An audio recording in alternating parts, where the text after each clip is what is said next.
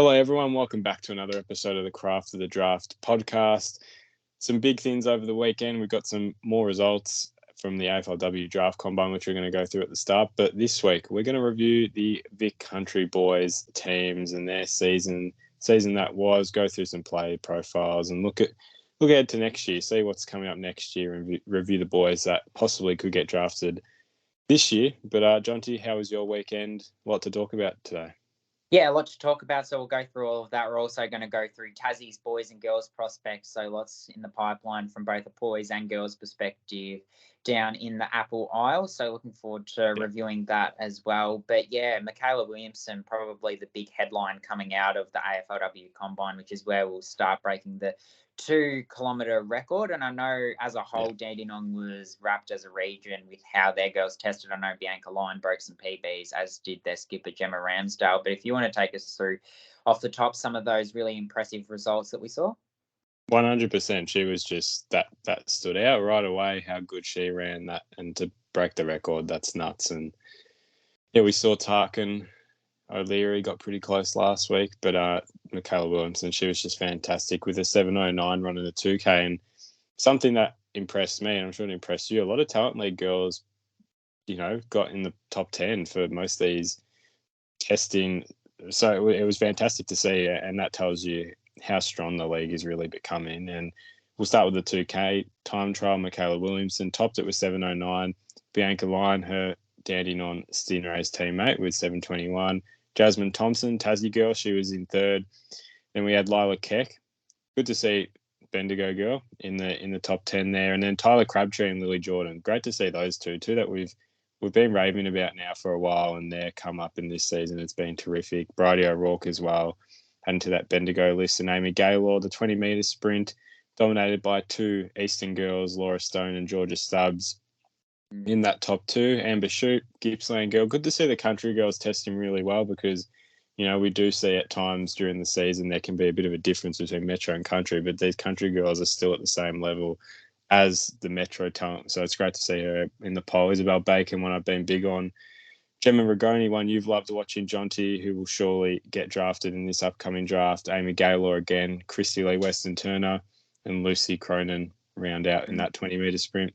Agility, Michaela Williamson again in there, Laura Stone, Keely Fullerton, one you've loved watching. It's good to see them in that top 10 for the agility. Standing vertical jump, Amy Gaylor, which we sort of had a pretty good idea on how good her jump is and her vertical ability. Tamara Henry as well, Western girl. Amber Shute again in that top 10. So a few names that came up again and again, which is great to see. And then the running vertical jump, some newer names that were in that group. Meg Robertson came in at 10th for that, and Michaela Williamson, not Michaela, but Christy Lee Weston Turner again, and Amy Gaylor. So some great testing. Good to see these girls testing well, and they're just adding to their case. Any surprises from your end or No, I mean, we interest? saw in pre-season as well, at the pre-season testing, that Amy Gaylor tests really well. So it's good to see her name come up a few times. Obviously, we know she didn't, necessarily get the consistency she would have liked just from an injury point of view. Just another thing to highlight, we do like to highlight on this podcast, some things that players do in the local community. You brought up Keely Fullerton, just reminded me that she coached the V-Line Cup, and I know that the Quarter Cannons is something they're really big on, is some of the girls that come back and do help out with the under-16s and the future programs. Ava Gerard is a girl that's done that, and they've had plenty that are always really willing. So it is always good to see when players are willing to come back and help out, and shows the strength of character. But we will transition across into boys and start our boys season review Vic Country podcast with the Dandenong Stingrays, who I thought probably deserved another win for the season. I thought they deserved to go at least get to the quarterfinals of the Talent League. Got knocked out in a game against Gippsland, a beautiful day, but yeah, they were unable to put it on the scoreboard in the first quarter. Ultimately came up second best, but their top end talent is obviously Harry DiMattia, who had the choice between footy and cricket. That's been well documented now. At the start of the season, chose footy, and his strength through the midfield, we know his well-developed body, and that certainly assists him in contested situations. But his acceleration as well is something that really stood out. He's one that tested really well ran his 20-metre sprint in under 3 seconds, and his leadership and professionalism is something that is second to none in the Talent League, and it's no surprise to see that he's one that's risen gradually as the season's gone on, because he continues to impress the left footer out of the Stingrays. Yeah, 100%. One I want to touch on, and one that you've loved watching all year, had a bit of an injury-interrupted sort of season, is in Cooper Simpson, and we saw he didn't really get a lot of champs time, but he's probably one that, look, he gets picked up and he'd probably go lower than what expected to, given a full non-interrupted season. And I guess, have you been impressed with this season? I guess what he shows, where should he be landing in the end? Because we know the traits he possesses. He's got the capabilities to do quite a lot, given he gets that chance.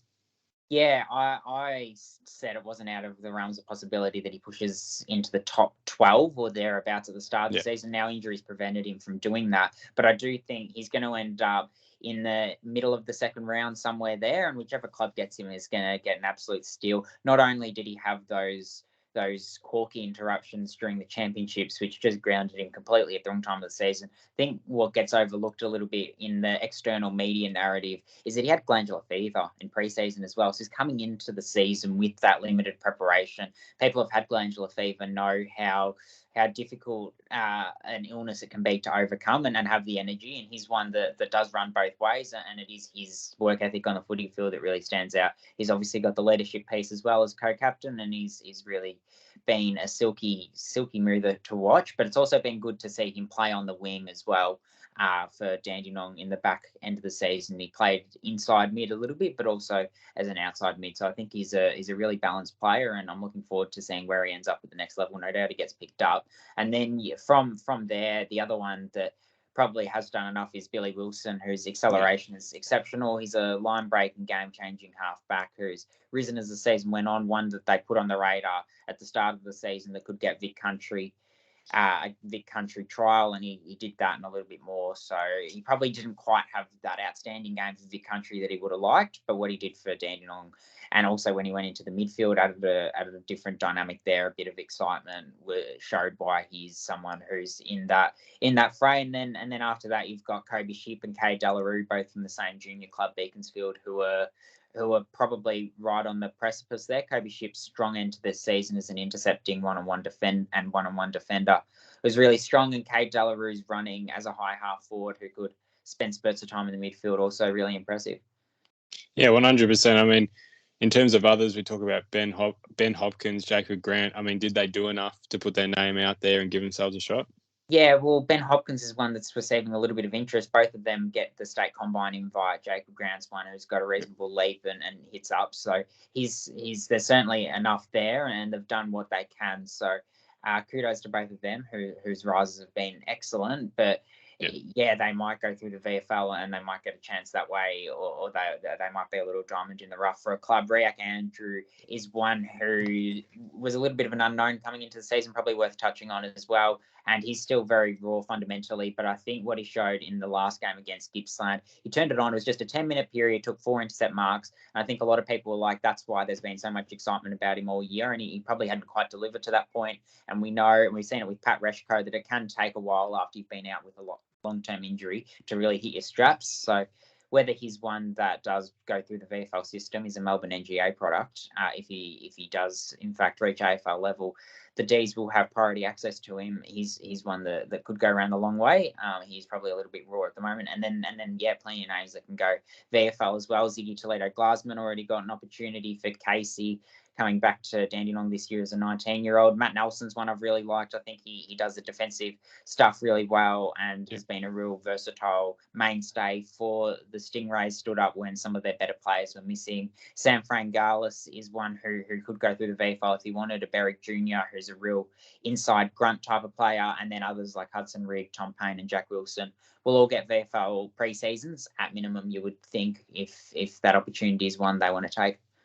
We'll touch on a couple of the bottom ages. We got Harvey Langford, Cooper Hines, two that we saw had a pretty good end to the season, played well in that under-17 game, and then got their opportunity to play on the MCG on the final day of September, which is great to see. Noah Mraz, talk me through these bottom ages. What's to expect next year from the Stingrays in terms of, are they going to back up the depth they've always had? Yeah, I think they're probably not going to have the same number of players drafted next year as what they have had in say your 2019 and your 2018, some of their stronger years. But their top end talent is looking really good, and you do always find diamonds in the rough, like we talk about. So when you look at top end, you're probably looking at, like you say, Harvey Langford and Cooper Hines makes them a potent midfield. I think Harvey Langford's one who's good in the contest. We saw him this year. I think back to a game against Oakley where he really stood up. I think he was really good against Sandy as well. He was given the captaincy in that game and really thrived. It looked like with that responsibility. So he's one who can win the ball in the clinches. Cooper Hines can go forward and kick a goal as well. And then Harry Doughton brings a lot of pressure inside 50. He's one just to keep a little bit of an eye on as well. So I really like what he brings. He's one whose intent I think is really positive with and without the ball. So he's good when you want to lock it in at ground level. He's really impressive. And Noel Mraz is a developing tall who also got an opportunity at Vic Country level this year and is probably one of the more highly regarded talls in terms of talent league prospects next year. And then just a couple of other names to keep your eye on. Elwood Peckett, a potential St Kilda father-son. Corin Gilliam showed a couple of little flashes. He played in that Vic Diversity versus Basher Hooley Academy and did a couple of little things. And then Charlie Rowe was very good for the last 2 or 3 games of the season. He'll obviously have his season interrupted because he's a Haileybury boy, but he's a small defender and he's one just to keep an eye on. He's quite polished and plays his role really well. Smart player. So that's standing on for the season. We'll move now to Bendigo, which we obviously know the main name there is Harley Reid, and for Bendigo's season in general, probably wasn't what they wanted. They started really well, and they went into that first community break 3-1 from memory, and we saw them in that last game at QEO before that break. And look, it just didn't transfer there, onwards. But a lot to like with Bendigo. A lot of players that will probably end up on VFL lists, and that's probably and that's still a great goal for the club to get players onto a list, a VFL list at the very least. But let's touch on a few. We'll touch on Hugh Byrne first, actually, because we saw his potential early. Like we saw that game against Tassie where he was just really powerful inside forward 50, and had a very good local grand final and had some moments to build upon. I guess there'd have to be some potential there just to be looked at, but VFL at the very least for a player like Hugh. Yeah, he's good overhead as well, and like you say, he's good inside 50. So he's garnering a little bit of interest. Kick 3 in the local grand final, so he's one to keep an eye out for. Ollie Poole's one I know that you've enjoyed watching, and I think he played his role really well. Covers the ground quite well, and if he doesn't get picked up, he's moving down to Melbourne for university. But he's one that, depending on where the AFL interest sort of sits in 6 weeks' time, we'll have a bit more of an idea when their lists are sort of finalised, but could return to Bendigo as a 19-year-old. He's certainly one they're happy to have back. His work ethic was quite positive throughout the season. So they're the 2 below Harley who could attract a little bit of attention. And Oscar Smart had some moments where you could sort of see his power and you could see his skill set. Probably didn't quite show that level as well as he would have liked throughout the season, and a couple of little things went against him, but there's certainly a lot of skill there, and if he takes the long road round and grows in the VFL system, then there's the opportunity for him to use his weapons at AFL level down the track for sure. Oh, well, 100%. He's one I enjoyed watching, had his moments, but probably just didn't have enough in the end to really just sort of move into that next tier of players. Yep. I guess Taj Bond is one sort of to chat about. Had some good glimpses late in the season. Any more on him?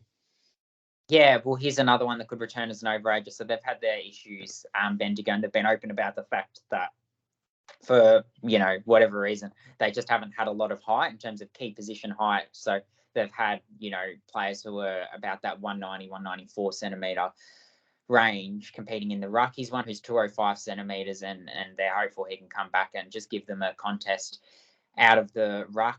So, he's one to keep an eye out for. And then I guess someone else who could return next year is Xavier Carter, who showed a little bit as an athletic hybrid forward. They've got plenty of those sort of players, but he's one who might get a little bit of interest if he does have a big preseason. And then bottom ages, I mean, there's a lot to look forward for with Bendigo. We saw a lot of late glimpses, especially Joe Shanahan. We saw how good he was in that under-17s game and had some good moments on grand final day in the futures match and kicked a really nice goal from 50 and one that will just grow into his body as the season goes on. But he's one I think we should start with and just where's his football going to lead him next year? Into the midfield from all reports. So, we know that he's played as a forward and as a defender this year, and his marking ability is already well regarded and well known among recruiters and among everyone in the industry. He's shown that all throughout this season. Probably the next step for him is to show he can do it in the midfield, and if he can show that he can play in all thirds of the ground, then that bodes really well in terms of versatility to get to the next level. It's probably also going to be interesting to see how he moves about the ground because he has obviously got a really strong work ethic, and there's probably no coach that speaks more highly of a player's work ethic than Danny O'Brien of Joe Shanahan. But on field, it's something that is an area where he could just translate that a little bit more. Not that his work ethic on field is bad, but it's something where for how good he is off field, it'd be great to see him cover a few more Ks on field. So he's one to keep a really close eye on, and getting the opportunity in the midfield will really allow him to showcase those weapons. And then the other two that are getting plenty of headlines that you can probably speak to, and you're one who picked Archer Daywicks early in the season. Nathan, he played excellently in a grand final for Sandhurst, and his Sandhurst teammate, Toby Travalia, is also very good aerially, which lends itself to that rebounding defender role. That's where they expect to play next season. Well, for his size as well, Travalia, just the work he does, it's quite impressive to see him get that rebound capacity, just given he's not extremely built for that role. And Archer Daywicks, like you said, he's just one that, I think I said this after the Futures game on the review, like he's got it all. He just has to put it on the field and apply that, and I think he will. But in terms of other names, James Barrett, Tom Evans, Dusty Geister, a few that I know you've been looking at, who are the sort of the next tier below them next year for the bottom ages? I'm glad you bring up James Barrett because I think their perception is probably the same, that we've talked so much about those top three players, and that's because we've seen what they're capable of doing as bottom ages, and they've really carried the load for Bendigo along with Harley when he's been there this season. But James Barrett is one that if he had played a full season, I think would be talked about almost in the same vein as your Archer Daywicks and your Toby Travalias. So he's a real powerful player overhead. He's about 192 centimetres. He's got a good leap and he plays a lot taller than that. He sticks his marks and he kicked goals in the 3 games that he played. And just the word that is associated with him when you ask people out of Bendigo about his capabilities is X Factor. So they do expect he'll be around that sort of Vic Country area next year. And then Tom Evans and Lockie Hogan are a couple of others that are sort of thereabouts and will be pushing for strong pre-seasons. Dusty Geister is a good story out of Mildura. Obviously we know so many sacrifices, so many of these country boys. He fits that to a T. He's a father-son prospect with a high footy IQ, and he's got smarts inside 50, so it'd be interested to see how his development goes. And then just another one to touch on from a Bendigo perspective, Glenn Gilby, the brother of GWS's Jason, or Jason's just been delisted, but he's one to watch out for as well. He's still raw, and ankle surgery limited him this year, but he's one who could come a long way quite quickly, and they're hopeful of what he could provide.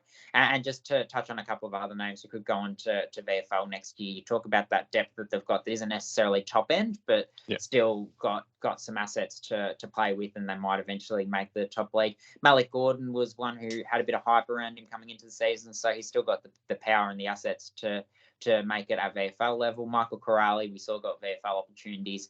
And then Bailey Kane, Jake Nile, and Eli Pearce are a couple of others to just keep an ear out for in the State League next season. Well, hopefully they get their chance. And I wonder if Glenn Gilby has the same milk obsession that his brother does. That'll be a fun watch next year. One to watch for sure. But on to the Rebels, who disappointingly, and this is biased because I loved watching the Rebels, but they got knocked out pretty early, and they finished second in the country conference, which is just pretty impressive because Rebels don't generally finish that well. And a lot to like for the Rebels this year. And George Stevens was the main one that just, in terms of a player, probably that just kept going up and up and up and really didn't stop. He was there, just created a point of difference from himself, and his kicking just kept improving week on week. Week on week, just really good position in the end. And he's just a tough, physical brute of a player. And his size was probably the one thing that you would question going into the season is he versatile enough? He was playing as an inside midfielder, but he got moved to that half-back role and he was playing it really proficiently. And he was just great. His endurance kept improving, just was terrific to watch and one I grasped onto at least come the back end. I think what's interesting with those sort of players, it's always interesting to see when someone's as big as what he is and has been able to use their size as easily as what he has at junior level, how does that transfer to senior level? Because that's not going to be a point of difference when you're coming up against men. Well, he showed when he played for Geelong VFL that he can still get 25 disposals plus playing as that sort of player. So, he's one certainly to watch for and was certainly very impressive. And I guess probably a couple of others who are in that fray just probably below him. He's probably elevated himself now. Joel Fraser, who had that outstanding day, we know, six goals, 27 touches against Dandenong at Bendigo, and Lamont Lowell, who got a go in the midfield but probably made a name for himself as that line-breaking run-and-gun half-back. Yeah, for sure. I mean, I'll start with Lamont and you say that he made his name on that halfback, but I think clubs really loved what he produced in the midfield, just providing that extra asset in the contest and just moving the ball forward. So I think that was actually something clubs have loved. And we know his capability at halfback. We sort of questioned his general possession could be a bit clumsy at times, but it was still like pretty good. Like it wasn't, it was still doing him very well. And in terms of a player that just knows where to be on the field, he was one of the best. His footy IQ is really up there, so he's one that interested to see if he does go where he does end up, because I think he's every chance, and it would feel weird for him not to make it, but it should happen. Joel Fraser, I mean, I've loved watching him. I mean that Bendigo game against Dandenong where he kicked 6 was just nuts, and that put him on the map. Really, his running ability on the wing is fantastic. He's a great size. He's not extremely tall, but he's got a bit of height on him.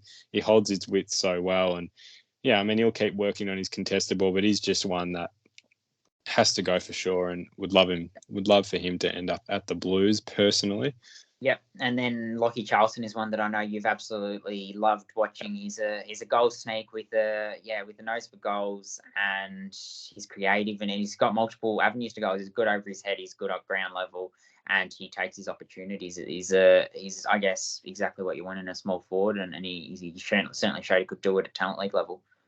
Well, he did, and he proved that against Bendigo later in the season where he kicked 8 goals, which was pretty unexpected. He just was. Everything coming inside forward 50 was his, and he does. He has that nose for goals. He knows where to find the footy. I guess it's just the point of difference for Lockie when we compare him to other small forwards. Is he going to be able to stand? Will he be ranked higher or lower? Just interesting to see. I think he's a VFL player, but he's definitely done enough to attract interest at the very least and put himself in contention. And I guess a few others that we sort of touched on throughout the season. Oscar Gorth had a good back end, could go to VFL, but not too sure at this point. But we saw him in the champs. He was terrific, and he shut down Jed Walter, which was just a pretty impressive task because we know how good Jed is. And then Harry Lawson could come back as a 19-year-old next year, but VFL is also on the cards. And Alex Molan was one that had a really good start to the season. It was fantastic. Just has he knows how to win the ball, gets it forward, and just a great agile player. Definitely should be presented VFL opportunities because he was one that, given some more football, could have actually been in a different discussion at this time. And then from a bottom age perspective, probably the one who's getting a lot of talk is Sam Warlow. Is clean in the midfield, good below his knees, and understands how to work his way through a contest. But then one who probably came on, particularly as the season went on, probably grew into the season, is Jonty Fall, as that sort of hit up strong mark over his head forward. 100%. I mean, you summed it up really well with Sam Warlow. He's been one of my favourites to watch, and you really summed it up perfectly with him. He should be one of the most dominant midfielders in next year's draft crop. That's my belief. He's just so impressive to watch, and just a terrific footballer in general. Jonty Fall, like you said, he's one marks anything. Especially saw that in the back end of the season. One hand, anything contested, he just knows how to get his hands on the footy and hold on to the ball. And His kicking will have to improve. That's probably just the main thing in general. He'll work on his technical side of the game, but otherwise, he's got all the potential. Played a really good, had some really good moments in the AFL Futures match. Just was doing some smart football things, waiting out the back and not, getting sucked in, and all the good forward craft things that I think will just add to his game really well. I know when I've spoken to people at GWV, Flynn Penry's high on their list to talk about that, high on what he could produce, a key position player. Yeah, 100%. And he's one that I think he'll keep his body right as that tall ruck that will move around the ground a lot, and it's providing that aerial presence, which I think we've sort of seen with players like Lockie Smith this year, who just can provide more than just that ruck work in the middle, and that's about it. And he'll be able to build that to his game, and he was pretty good on grand final day. Showed some good glimpses and was really competitive in the ruck. So yeah, one that will be interesting to watch his development. One, the brother of Lockie, Harry Charleston, a different player to Lockie, not really similar at all. Harry's got a bit more height on him, just got a nice kick out of the back line, but he's a great endurance runner, could be pushed into that midfield. And I think we'll see a lot of these bottom major boys pushed in at some point. Obviously this year, they're not the priority. So he'll be one that's really interesting to watch because he has had a good back end. We sort of kept notice on him. And yeah, he'll be really good to watch.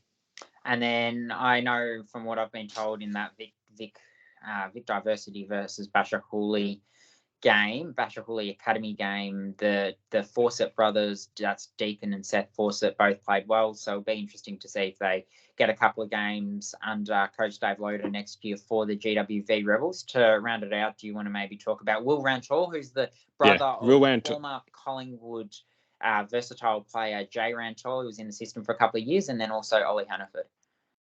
I love to sneak that in there, Jonty. That was a good one there. Just snuck that in, that Collingwood link there. Yeah, Will is he's 196, very tall defender, great leg speed, and his one-on-one defensive capability is really good. Just has the ability to run players down, and that's for such a tall player, very impressive. And then Ollie Hannaford, yeah, he's one that burst onto the scene pretty early, actually. The start of the year, he was there, and he just kept building on his game, probably quieted down a little bit towards the end of the season, just explosive. He got the job on Harley Reid in their last matchup against Bendigo and played really well on him. And, Harley's always going to play well, but Ollie did really well in that. Just loves a challenge. He'll play more midfield time, and he's a terrific player to watch. And then just 4 players I want to name who we're just going to keep our tabs on: Sam McDonald, Connor Wiedemann, Hugh Toner, Amon Radley, just to round out that bottom age group there. But we'll move to Gippy, who, Jonty, you spend a lot of time watching Gippy, and they've had a pretty mixed season, but there's a lot to like with them, and we'll start from the top. Zane Dersma, he's got to be the top.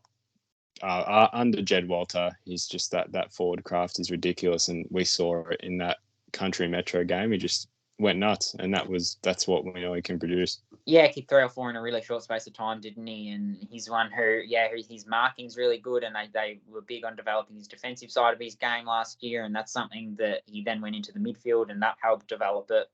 Yeah, I think he's a really well-made product overall. He's one who will certainly start at AFL level as a forward, and has shown that he'll probably be advanced on some others when he does start in senior footy, probably at VFL level next year, but he will eventually work his way into the midfield, and he has got that power and that burst, that explosiveness to really match it with the best once he does have a couple of seasons in the system. And then Archer Reid, sort of touch on his season. Did it go right? Did it go well enough for him? Yeah, well, he'll still get taken, I think, is the view. He's obviously, you don't have 200-centimetre key forwards come about every day. And one thing that he did that was really positive throughout the season is he went into the ruck. They wanted to do that just to showcase his versatility, and he did that really well. Was all the feedback. So that's something that's really good. He was able to match it from a physical point of view and understood and learnt the craft really well. So that showed his coachability. But there was just a little bit of a lack of continuity in the first sort of 8 or so games with his footy. So he's talked about as a top 15 prospect, and then he's playing for the academy, and then Vic Country and Gippsland and Inverloch Conwack in between all of that. So probably didn't quite find continuity until halfway through the season. We saw in one of those Vic Country games, he finally did start to get it right and show how potent he can be as that forward marking inside 50. Well, a player that, his rise over towards pretty much the last month of football, he's come out of nowhere now, and Chujiath, I mean, he's in contention really for that like sort of early second round pick. And tell me about that rise. Where did it come from, and why is he going to go as high as what it has been projected so far? Yeah, Tao Jath is one whose game against Dandenong really capped off what was a strong last 5 or 6 weeks of the season. He just did it all against Dandenong. His ability to read the ball coming in and then take it on as a rebounding defender, trying to set the game up and get some counter-attacking chain ball movement going off their half-back line was just really impressive. Yeah. So his understanding of the game and that sort of athleticism and speed that he possesses and knowledge of when to use it is something that he played with all season. And I thought he was one that once he did get a couple of strong games behind him, he's a real momentum player. And that's just comes from the type of player he is. He's the sort of player who thrives when he's got confidence, because he backs himself to take those risks from an offensive standpoint, and that's when he's playing his best footy. So yeah, he's one who was really impressive for them. And then you've obviously got Will Dawson and Lockie Smith, the two key position players as well. So Lockie Smith, 7 years across a 7-year period, he played just 3 games of footy at a local level. So it's a ridiculous stat, but you see that basketball background come out in the way he plays, his ability at ground level to remain involved in his cleanliness, and he's been a 200 centimetre sort of brute of a person since he was about 12, 13 years of age, yet he remains involved so well at ground level. So, and he's also very good overhead. He's able to stand his own and take a big contested mark. And then Will Dawson played his best footy and says he's most comfortable playing as that defender now. So he's taking some some intercept marks, and he's also shown he can play in that forward and ruck. So a versatile key position prospect. Clubs will be licking their lips about him. I think he's one that's actually fallen under the radar a little bit from Gippsland. I think he's one who will go quite high, and the club that snaffles him up will get themselves a real good deal. Well, I guess who's the tier under that before you move into the bottom ages that probably will have VFL opportunities that present down the line? Yeah, so one that you've liked watching throughout the season as a half forward who plays his role well, works hard, is Seb Amoroso, the Gippsland skipper. So he'll get the opportunity to play VFL if he wants it. Jai Esler's a youngster that's still developing, so he's a key defender who played really well, particularly in that last game of the season, got some really good matchups and matched it really well. And then Lane Ward, Liam Sarong and Harry Scott, who's hardworking, are also in that mould. They haven't the Gippsland haven't completely ruled out Tom Hanley getting drafted. He probably doesn't, just because he didn't get much continuity with his footy. He just got injured continually at the wrong time and only barely played 2 games in a row at all. But when he did play Talent League, he was getting 25 to 35 touches every time. And he played a little bit of strong school footy across the last couple of years as well. He's one that might invite back as a 19-year-old. Given that limited opportunity. Yeah, we'll hope he gets his opportunity down the line and just gets his football together. And then we look at next year, and one that I won't stop talking about because I've just loved watching him, Ricky Mensah Jr.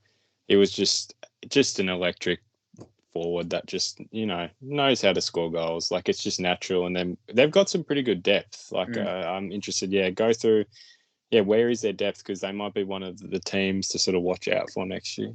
Yeah, their depth is reasonable next year because, you talk about Ricky Mensah Jr. Their top bottom ager is probably Xavier Lindsay, who we've talked about. He plays an inside and outside midfield. He uses it really well, covers the ground well.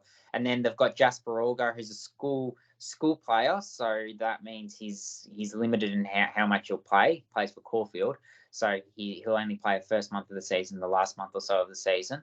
But he's one who's got really good attributes and was well regarded, particularly last year playing in the 16s champs. And Max Donoghue is one who got opportunities in the midfield at times this year. So that predominantly makes up where their 2006 born talent comes from. And then they've also got a couple of really well-regarded players in their 16s crop this year who got some exposure. So Willem Dersma, we know that bloodline, obviously Yasmin, Xavier, Zane this year, and Willem's the last one to come through. He's a 2025 prospect. He played as a fearless halfback and rebounded it really well, reads the game nicely. And Job Scapen is another one who's really highly regarded both on and off the field for the skill set and character that he offers. Well, I'm pretty sure you told me Willem played most of his junior up forward, if I'm not mistaken. Yeah. Well, Yeah, and he's now showing what he's able to do as a defender, both at 16s level in the champs, and then now translating that to Gippy. Impressive. He'll be a jet come the next couple of years. Move now to Geelong, who made it to the prelims and did pretty well in the end, given they had a kind of poor end to the regular season, and then got into good form in the finals. And I'll start with one that I've kept a good eye on throughout the full year, Tom Anastasopoulos, who had his moments. Be interested to see where he does land. I think he's got the attributes. It's whether he's just probably... Has he really got the X factor to get himself on an AFL list is probably the question mark, but we saw he had his moments in terms of that speed, that athletics background. He's just like pressure on the opposition and runs rins and does all the things. We saw he's either very hot or very cold in that Sandy game. That first quarter was really good, but then he just sort of went out of it.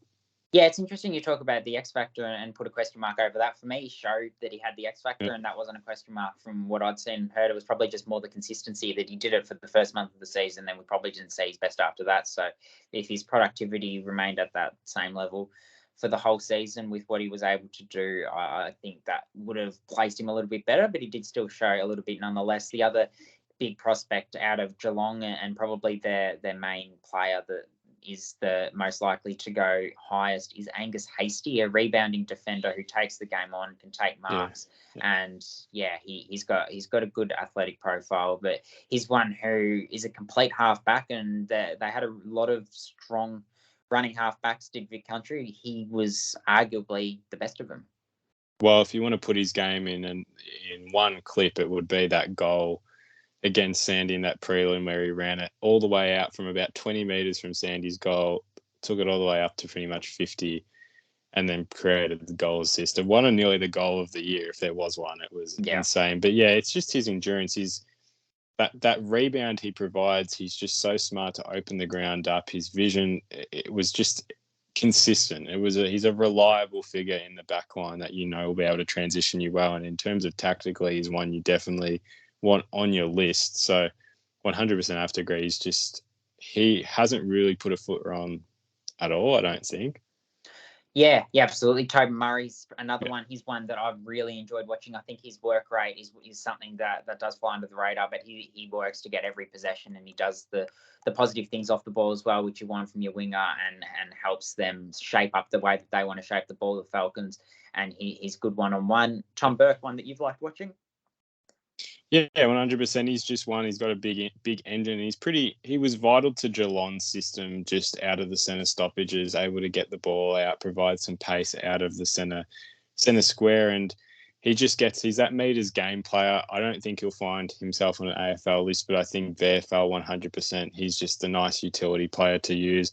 In terms of two players that I think are in talks, and one more I think is going very under the radar, sort of, in my opinion, at the very least, is Michael Rudd, who he's not one of the top key position forwards, but he did some very good things to get himself noticed, especially in that champs. He was probably the most productive for Vic Country. Had sort of patches, but I thought in that back end of the year for Geelong, he was able to push up the ground and provide a real good aerial presence that probably wasn't there in his game at the start of the year. And I feel like he'll be one that would be stiff not to go. I think he has all the attributes. I think he's just been sort of put under the radar because you've got your Dersmers, Walters, Caddies, all Morris. There. Morris, like those players that are probably just above him. But I don't think he's much below them, in my opinion. So I'm interested. I guess from my perspective, the question is he's got it at this level. How does that translate to senior footy at AFL level? He doesn't quite have the height. He's not like a 195 plus key forward. So that means you have to have a very certain type of skill set if you're going to play that, as they always compare him to Jack Dunstan type role where you're hitting up the ground. So his ability to do that and improve as the season went on is something that's really positive. Pat Hughes is one who won the Morris Medal along with Colby McKercher this year. So he's a strong in and under midfielder trialled for Vic Country, just missed out. Probably whether he's got enough outside attributes has been the question mark that's been thrown up. Whether he's just an inside player. Obviously, if you're just an inside player, you're probably not getting taken the way the game's going these days. But he did go inside 50 and show that he can take a mark and kick a goal. So that was really positive for his season. But he is probably still on the precipice and one that might have to work his way and prove he has got that versatility through VFL level. And the last one I just want to touch on before the bottom ages is Joe Pike, who had a pretty poor championships, and that was the reality. Just wasn't strong enough. Didn't really get to show his attributes. His aggressiveness wasn't there, but that is something that improved, and we saw that in the back end of the year. He was winning his ruck contest and making an impact at ground level as well, which was that extra element I think he needed. Whether the sort of the poorer champs limits how he'll go, wait and see, but he did show he has the attributes and the traits. It's just whether he did enough.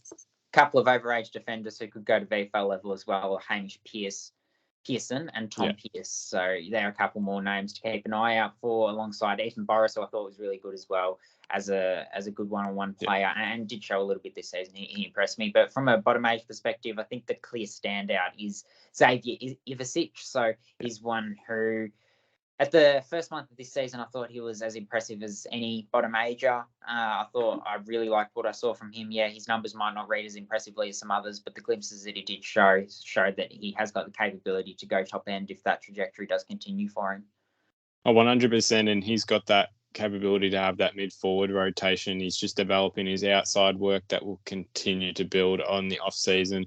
His running capacity is fantastic. He's a really nice kick and great composure, just sort of doesn't worry, and he's just doesn't panic really. So he's one that we've loved watching, and he's had some very good moments this year, and excited to see what he brings. Zach McGuinness is one that I saw in the first game of the season. It was one of the first games I watched not knowing too much about the Falcons yet, and I genuinely thought he was a top ager the way he was playing, and he's one that he'll be a top forward next year. He's just really attacks the football well, and he takes pressure off the other key forwards, and that was something I noticed straight away. Just provides a really good contested capability aerially as well, and he's just one that I think keep a good eye on. And River Stevens, father son, he's one that definitely should be on the watch. He had some good moments at the end of the season, kicked 3 goals against Bendigo at Mars Stadium, I think the week before Wildcard. They played each other 2 weeks in a row. Just protects the space really well. Good pace, very clean ball user. And then Lockie Jarks is one that just keep an eye on. We've seen he played a pretty good under-16 season last year in the national champs, and got some games at the end of this season. So that's the Falcons pretty much. And then Murray. Yeah, we'll segue into Murray, and their top player was Connor O'Sullivan, and he's a player that can play at either end of the ground, and he's going to go right at the pointy end of the draft, as is Darcy Wilson, who's been one of your favourites to watch. He's a really complete player who is someone who I think could translate to the next level quite quickly. But in the theme of the podcast, we'll stick to the players that are under the radar a little bit. Those two have obviously received extensive headlines for what they're capable of. Phoenix Gothard is one who probably fatigued as the season went on, which is understandable. He played so much footy this year and played for a few different teams. But what he showed after being talked about as one who could grow throughout the season, a little bit like Billy Wilson. They sort of put him on the map early, and then he, I guess, showed and justified why there was that hype and hope around him. His ability as a small forward. You talk about Lockie Charlson. The thing that someone like a Phoenix Gothard probably has on Lockie Charlson is he's got that speed and that fleet of foot, which is really impressive, and that real agility, the ability to break through tackles. I thought his strength as a small player really stood out, and did everything he could as a Allies representative, as a Murray representative. Was one of my favourites to watch at his best, and he peaked at the right time in the middle of the season. And then under that, I guess, 2 other boys that featured in the national championships for Vic Country level: Oscar Ryan, Kobe James. Kobe James, we know how reliable he was just as the season went on. Was always that real transitional player through the corridor that would love to just get it and run with it. And you put it powerful and bold, and I think that sums up his game really well. And then Oscar Ryan, we saw his ability on the half back line. I guess what's next for those two? Is there any interest in going forward? Yeah, both of them have good speed, I think, and I think Oscar Ryan obviously got that national combine invite, which indicates the interest that exists in him. He's still right on the edge, and I think there's every chance he doesn't get picked up. But he's really composed under pressure, and he's a good mover. Off halfback, got the opportunity to play in the midfield as well, as did Kobe James a little bit. So I'll be interested to see both of those. I do think both of those will have to take the long route, whether that be get an SSP selection, go mid-season next year, or a little bit later down the track. But there's a chance that Oscar Ryan goes. So keep an eye on that, because Oscar Ryan's one that's right on the edge. And then I guess below that, you've got a couple of overages in Jed Longmire and Nick Newton, whose productivity when they played for the Bushrangers is really strong. But Jed Longmire played a lot of footy as well at the AFL level, so only played a couple of games for Murray. And then we move on to the bottom ages. So I guess if we start with Ollie Warburton, who got plenty of exposure in that Murray midfield in between playing for Caulfield Grammar, who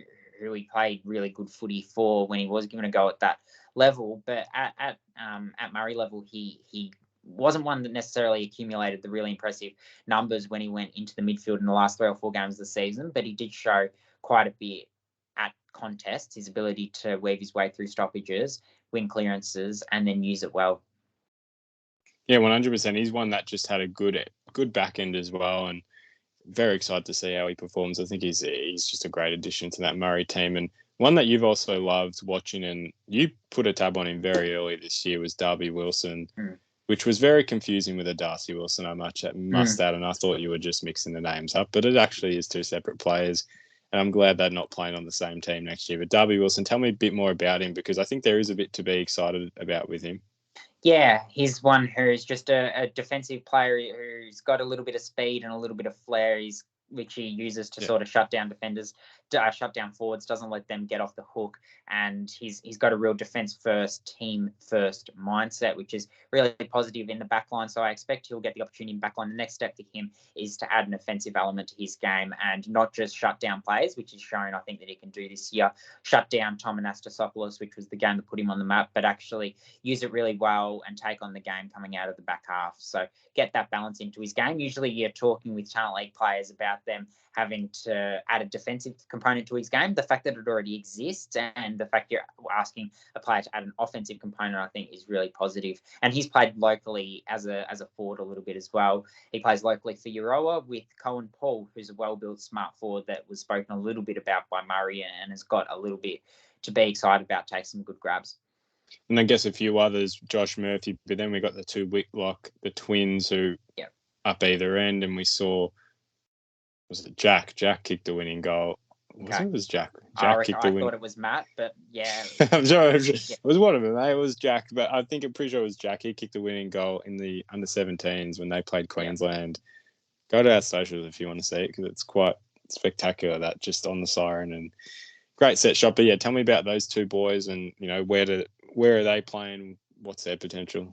Yeah, well, considering we don't even know which is which, it's not a great start. But no, they're both very similar players. They're both very strong in terms of their IQ and their ability to I guess read the ball in flight. For both of them is really strong.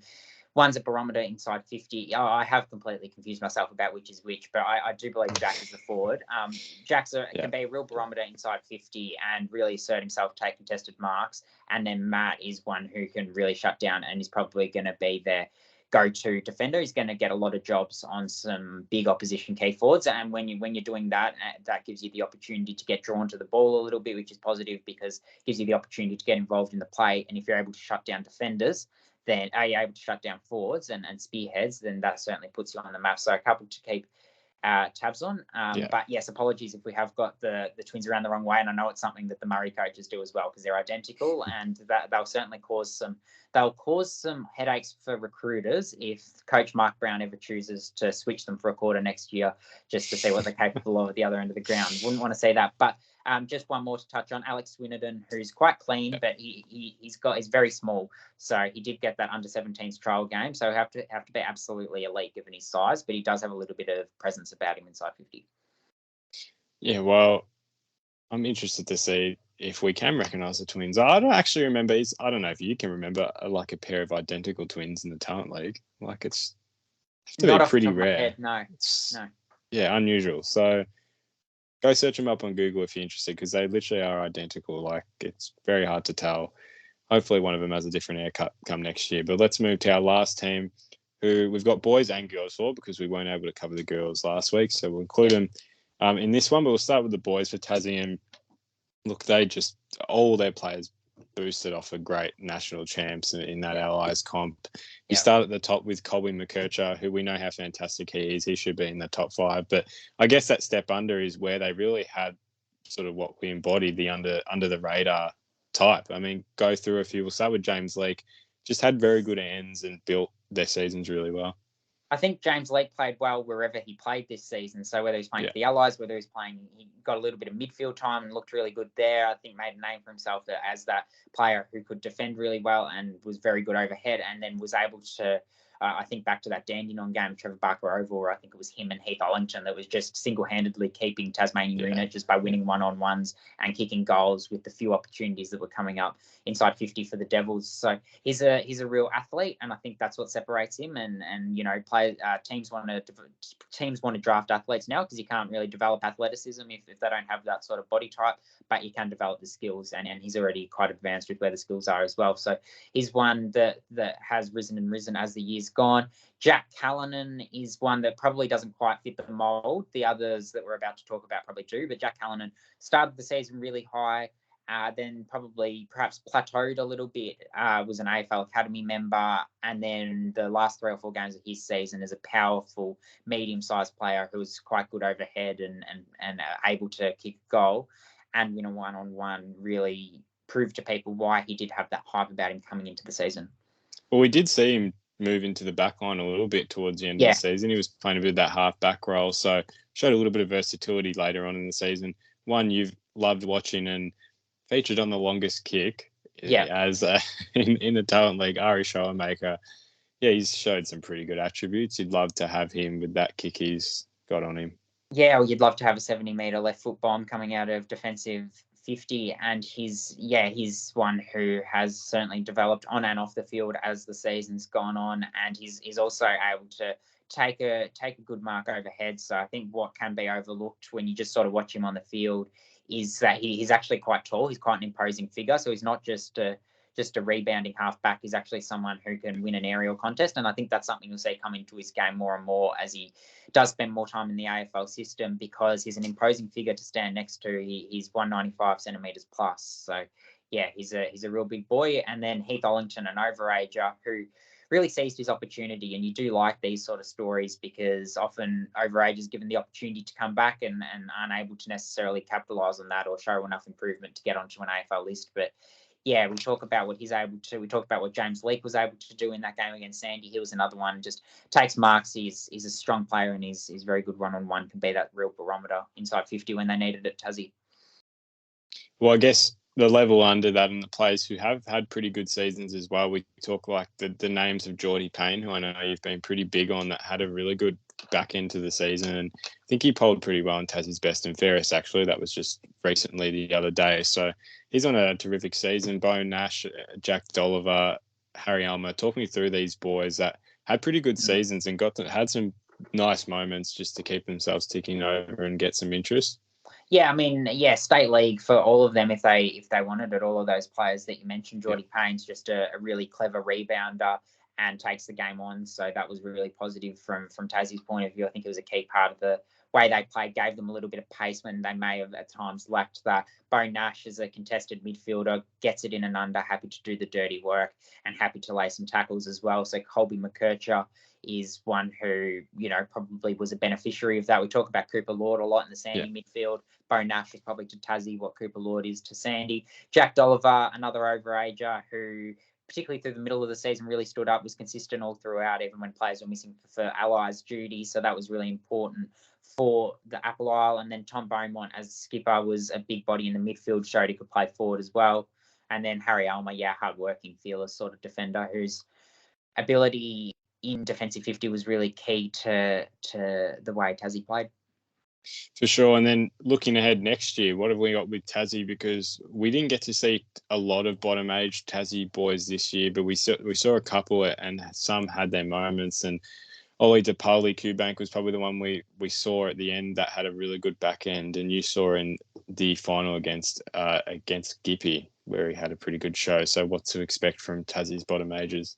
Yeah, he played two good finals. I'm trying to think of which final was the better one now. Yeah, it was the one against Gippy, wasn't it? That was really positive, and then he somewhat backed it up the next week. Yeah, he 30 disposals or thereabouts against Gippy. Yeah, his speed and his smarts and his confidence to take it on. He's still slightly built, so he'll look to put on a bit of size in pre-season. But yeah, he's one who hopefully will get some midfield minutes next year. So I really enjoyed watching him, and I think he's got all the core attributes to certainly contend at the AFL draft next year. And I actually think he's their best prospect. Now, Ollie Dean was the player who got the opportunity on grand final day. He's still raw, and obviously we know that it can take, and they develop a little bit later, the key position players, but he probably didn't have the AFL grand final day that under 17s futures games he would like, but he's still shown a little bit, and he's one who will get plenty of opportunity next year to show what he's capable of, and will look to continue to develop.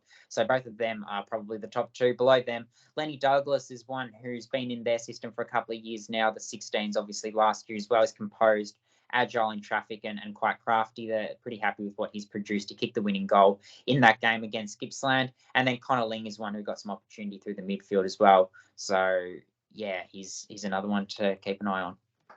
Moving finally now to Tassie's girls, who we're going to start all the way from the start, where Jodie, their coach, she backed them to make finals right before the season even started, and they did. And they built a pretty impressive resume, most of their girls throughout the season. So run me through a few of their top ages that we should just keep a watch on. And I mean, probably the best one to start with, Georgia Clark, who's had quite a lot of interest throughout the season and should go come December.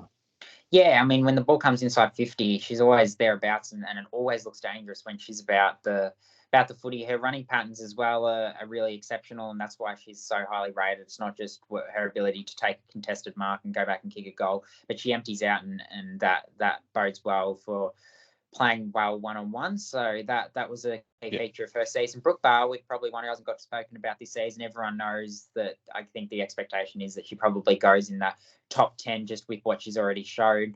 But what's really positive from their point of view is that she showed her character, because she stayed connected to the group by helping coach both the Tassie Devils and her local club Glenorchy this year. So that was really positive for her. She continues her recovery from an ACL injury, and we wish her all the best. And then I guess we sort of look at the other sort of players around the mark. With Tanisha Kikowak was one that we sort of looked at earlier in the season and had some good moments as the season progressed. Got a chance at VFLW level, and I guess where's her footy sitting at this point in time? Yeah, her footy's sitting at a point where they've determined, I think the consensus is that her best footy will be played as a ruck. So she obviously started as a defender, really good one-on-one, really strong, but just probably didn't showcase the full array of her attributes. And they didn't initially want to play her in the ruck. They weren't sure if she had the height to contend at the next level in that position. But it has become apparent that her ability her ruck craft and her strength in that position physically is something that's going to set her apart. So that's really positive. And the work rate also allowed her to cover the ground a lot better as the season went on. And then Mackenzie Williams, probably another one who covers the ground really well, has good speed, and is reasonably polished as well. And Jasmine Thompson got the combine invite. You touched on her earlier, with obviously her ability to run the 2K in quick time. And she's one who still has a little bit to learn about footy. She's reasonably new to the game, has background in a different sport, but her running capacity allowed her to get high up the ground when she was playing off half back, and then get to lots of contests when she was given the opportunity in the midfield, but was probably one who never quite settled in one position. So we didn't quite see the best of her, but the glimpses we did see at her best were positive and lots to build upon and justify the interest that she's getting. And then two others, I guess, in that around the category, Candice Belbin, Jasmine Thompson, where's their football at the moment? And they had pretty good seasons both. Yeah, well, Jasmine Thompson, as I touched on, yeah, she's one who never probably settled in her position. And Candice Belbin is one who at Sample W level, that's where the future of her lies. Probably because she's going to university over there. So if she doesn't get the opportunity at AFLW level, that's where she'll go. And she definitely has the ability to go and play state league in South Australia because her understanding of stoppage is really good, and she's worked hard on her kicking and power, and both of those stood out as the season went on. Bottom age perspective next year, what is there to look forward to with Tassie? Maddie Lamb played some good football earlier on the season. Lucy Thompson, another one. And then you've even got some 07s to talk about as well. Yeah, both of those really, really positive throughout the season. Maddie Lamb is one who I think she's one who will stay in Tasmania and play for them as an overager next year. And then you've also got Lucy Thompson, who, was very interrupted with injuries throughout this year. She's a good mark of the footy, and probably needs to play a little bit more midfield next year, and just didn't quite get the opportunity because of those injuries this year to play her best footy this year. But when she does play consistently in the midfield, that's where she'll start to shine and start to become a real leader for them. I think she's shown that she's capable of doing that. And then Sophie Strong as well is one who's really impressed me, particularly the back end of her season, giving herself a strong launch pad for next year. She had to overcome a stress fracture in her foot early in the season, but she was able to do that, come back, and then her speed's really good, and she's a sort of high half forward who gets separation on her opponent and is one who's developing really quickly. Any more from Tassie? Yeah, and then I guess, the 07s, as you touched on, Priya Bowering, Harriet Bingley, Mia Anderson, and Georgia Haverley all got opportunities to play in the Tassie lineup this season. Priya Bowering is one who's got a high footy IQ. Mia Anderson's stoppage craft stands out. Georgia Haverley got some opportunities in the midfield, and then Harriet Bingley showed what she was able to do pretty consistently during her 7 or 8 games. So there's some names, and they're really confident on those 07 players, those 2007 born players, so 2025 prospects, that those 3 in particular, being Bowering, Bingley, and Mia Anderson, are really top end. Exciting to see what Tassie will produce, and had a very good season this year and competed so well. And that about wraps it up. So thank you as always, Jonty. Thank you for watching. Next week, same but Metro.